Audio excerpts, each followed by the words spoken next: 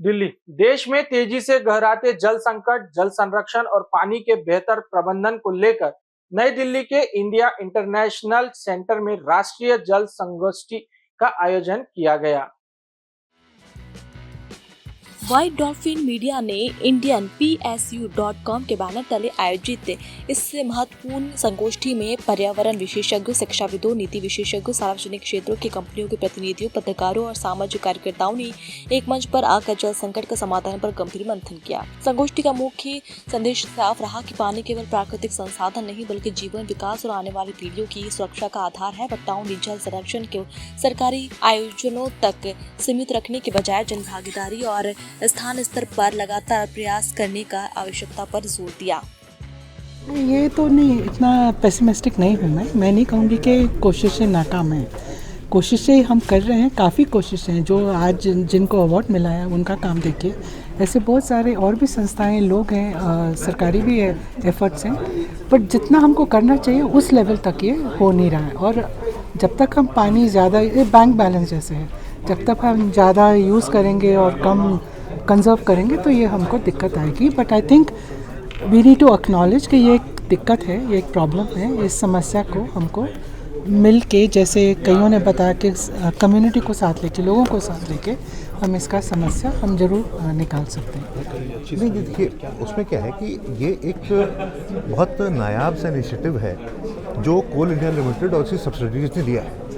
पिछले 10, 20, 50 साल या उससे भी ज़्यादा जब से हम लोग जानते हैं कि कोयला इस देश में उसकी उत्पत्ति हो रही है, मेरे ख्याल से 100, 200, 500 साल हो चुके हैं। तब से क्या हो रहा था कि कोयले का जो वेस्ट पानी होता था वो एकदम किसी काम का नहीं माना जाता था। उसको ट्रीट भी नहीं किया जाता था, उसको निकृष्ट समझा जाता था, उसको कोई देखता नहीं था उस तरह। और जहाँ तक माइनिंग एरियाज़ हैं वहाँ पर, और ख़ासकर ट्राइबल एरियाज़ में पानी की घनघोर किल्लत है। वहाँ मतलब एक ग्लास पानी की कीमत है, उसके लिए आप ये समझ लीजिए कि 2 समूहों में लड़ाई भी हो सकती है, इतनी किल्लत होती है पानी की।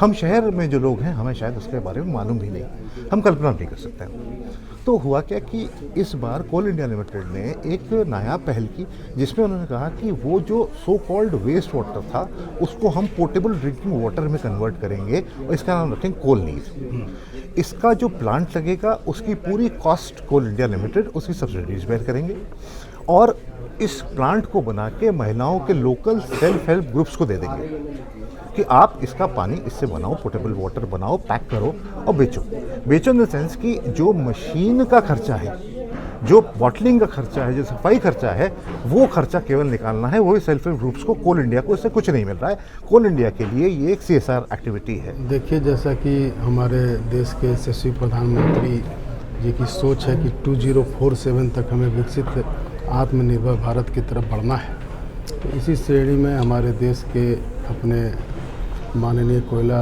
मंत्री, हमारे MOC के सभी अभिभावकगण, कोल इंडिया चेयरमैन और हम लोग कोल इंडिया की एक subsidiary company Bharat Coking Coal Limited के CMD होने के नाते हम लोगों ने इसी सोच के तहत, जो आप जानते हैं कि माइनिंग एक कठिन प्रक्रिया है और इसमें जैसे जैसे हम लोग नीचे बढ़ते हैं, कोयला निकालते हैं, पानी बहुत ज़्यादा निकलता है, जो कि हमारी प्रैक्टिकल कोयले को निकालने में डिफ़िकल्टी है।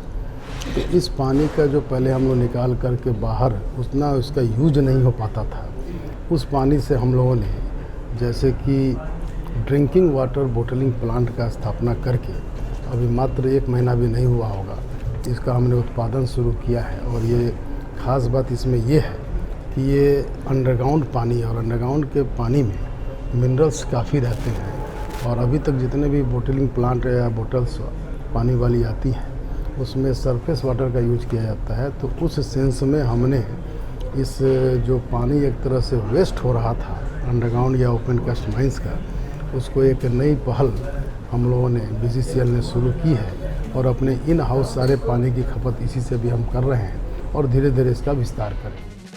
कार्यक्रम के मुख्य वक्ताओं और प्रसिद्ध पर्यावरणविद waterman of India doctor Rajendra Singh ने जल संरक्षण को लेकर समाज को जागरूक करते हुए कहा कि पानी बचाने की जिम्मेदारी केवल सरकार की नहीं, इसके लिए सरकार, समाज और स्थानीय समुदाय और प्रत्येक नागरिक को मिलकर काम करना होगा। उन्होंने मौजूदा जल स्रोतों के संरक्षण के साथ साथ सूखे तालाबों, कुओं और अन्य पारंपरिक जल स्रोतों को पुनर्जीवित करने की आवश्यकता पर भी जोर दिया।